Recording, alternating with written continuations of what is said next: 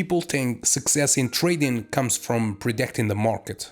My strategy proves it comes from understanding it and keeping things simple. I spent years refining this strategy and the result is in front of you. In this trade here, for example, I didn't use all the 4 indicators. I used Bollinger Bands, Parabolic SAR, and some chart patterns that I created and I follow most of the time.